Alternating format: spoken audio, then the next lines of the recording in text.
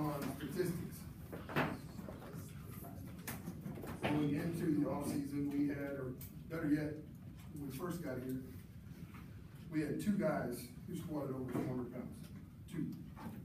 There are now 11. Get 3, 1, 2, 3. This was as of the test before we started boot camp. I want to give you accurate information.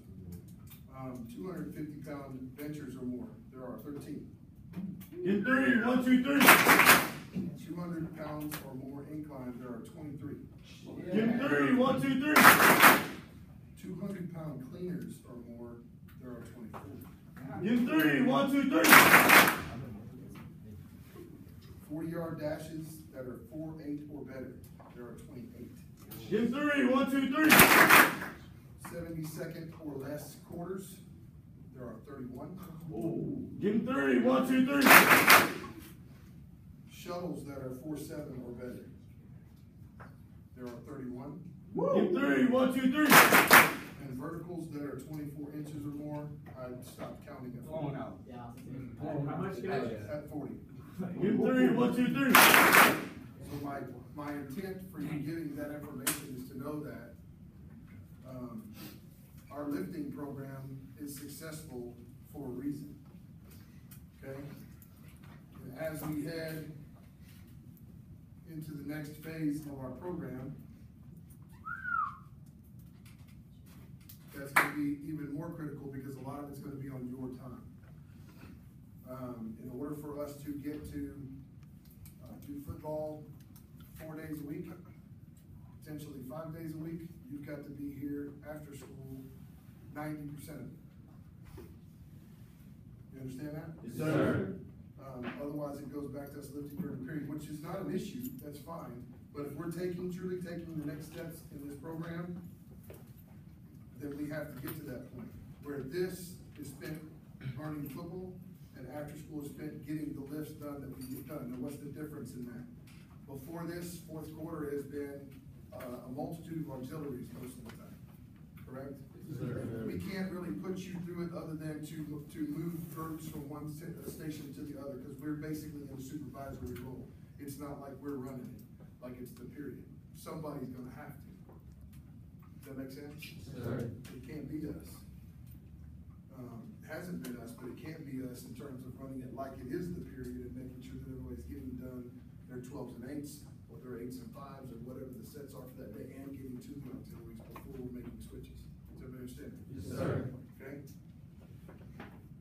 So what does that mean for right now?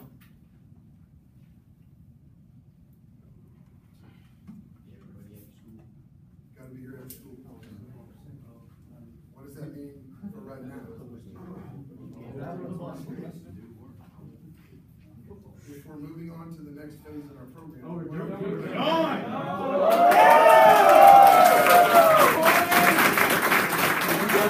One, two, three.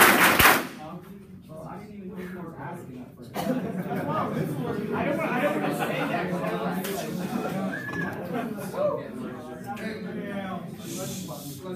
Okay, here we go with the final tally of points.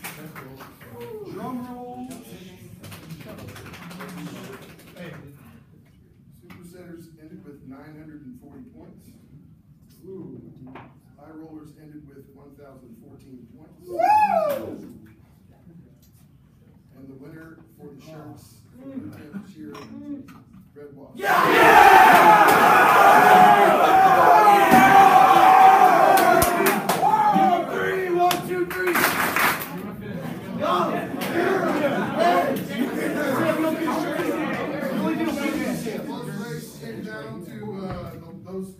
The top 3 groups, or for that matter, the top 4 groups, it was within 200 points, which sounds like a lot, but it's really not, considering that your competitions for the last week have been worth about 50 to 100 points, depending on what they were. It came down to the fact that I got 5 emails from that group, and that's the 50-point difference between you and the teachers. So it's all about getting it done down to the wire, but that's what it came down to.